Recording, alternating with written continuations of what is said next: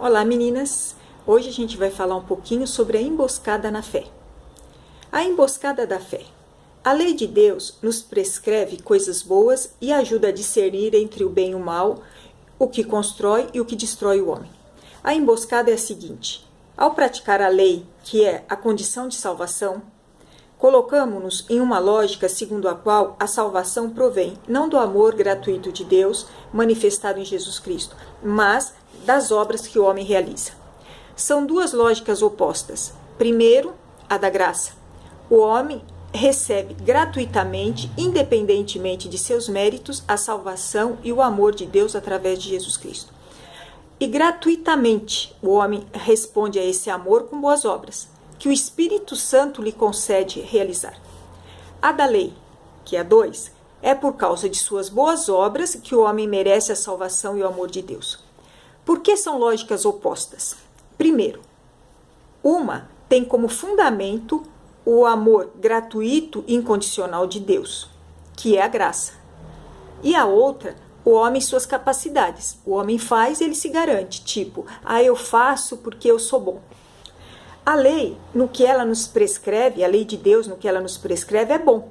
Mas enquanto maneira de situar-se diante de Deus, é perversa e leva à condenação. Por quê? Porque contradiz a verdade da gratuidade da salvação e acaba por matar o amor.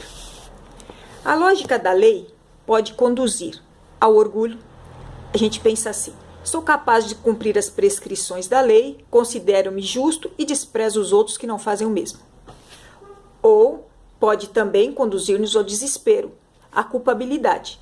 Sinto-me condenado de maneira irremediável. Os erros que eu fiz não têm solução, não adianta eu tentar consertar. Essa lógica da lei que conduz ao orgulho, ao desespero, conhece muitas variantes. Por exemplo, aquela piedade rígida daquela pessoa que em tudo age por dever, como se tivesse uma dívida a pagar com Deus, esquecendo que, sobre a cruz, Cristo quitou todo o débito do homem em relação a Deus. E nos pede o que Jesus Cristo nos pede, o que Deus nos pede: que a gente lhe entregue tudo por amor e reconhecimento, e não por causa de uma dívida qualquer. Outro sintoma, o medo daquele que se sente sempre culpado e tem o sentimento de jamais fazer por Deus o necessário. Faz, não consegue olhar para Deus como um pai. A mentalidade mercantilista, que é a de hoje em dia, daquele que calcula seus méritos, mede seus progressos, passa seu tempo a esperar de Deus a recompensa por seus esforços e se queixa quando as coisas não vão como ele gostaria. E a atitude superficial, daquele que crê ter feito por si mesmo o bem e que se desencoraja ou se revolta quando é confrontado com seus limites.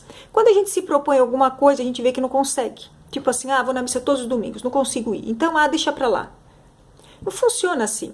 A gente insiste com humildade e pede a Deus ajuda, insiste com humildade, pede a Deus ajuda. Isso é responder ao amor de Deus. E não desistir. Então não deu certo, largo pra lá. Como se obedecer a Deus fosse uma empresa que a gente não gosta, pede demissão. A estreiteza de espírito daquele que tudo mede seguindo suas prescrições estreitas, elementos sem força ou valor, prescrições e doutrinas humanas do tipo: não tome, não coma, não toque, como se fosse assim. Não funciona assim. Eu posso oferecer a Deus um sacrifício um dia de, não comer um doce ou não tomar um copo de cerveja, mas posso no outro dia oferecer a Deus a alegria de comer um doce e tomar um copo de cerveja. Ao invés de viver com o coração dilatado pelo amor, inferniza a vida dos outros com seu legalismo ou perfeccionismo e torna-se uma pessoa sem misericórdia, não só com os outros, mas consigo próprio. Na mesma medida em que esta lógica da lei é fonte de condenação, pois o orgulho, o desespero, o legalismo, o mercantilismo matam o amor, a lógica da graça é fonte de vida, pois permite o desenvolvimento do amor. A razão é que se trata de uma lógica de gratuidade, e a gratuidade é o único regime segundo o qual o amor pode existir. Ele não suporta nenhuma outra lógica. O amor de Deus é absolutamente gratuito. Não há como merecê-lo, como conquistá-lo. Só há como acolhê-lo através da fé que é a única via de acesso à salvação. Deus nos concede progressivamente a possibilidade, através da renovação do nosso coração, pela graça do Espírito Santo. O Espírito Santo nos inspira as obras de amor e nos dá a fortaleza necessária para realizá-las. Por isso devemos pedir a Deus sempre ajuda para fazer o bem. Viver o mais possível segundo esta lógica da graça. E a cura tanto do orgulho, minhas obras não são tanto minhas, pois é Deus que me ajuda a realizá-las, quanto a do desespero. Qualquer que tenham sido meus fracassos, não serei jamais preso à condenação. Porque se eu me arrependo pela lei da graça e não pela lei da lei, né? Pela lei da graça, eu serei perdoado. Sempre. Desde que eu me arrependa. Sei que sempre posso recorrer ao amor absolutamente gratuito e incondicional de Deus que me ergue. Resumindo, a liberdade de filhos de Deus, que se sabem amados por Deus, independentemente de seus méritos e boletim de notas boas ou más. É essa o nosso caminho. É isso que temos que guardar no coração e procurar viver. Um beijo enorme a vocês todas. Muitas saudades também.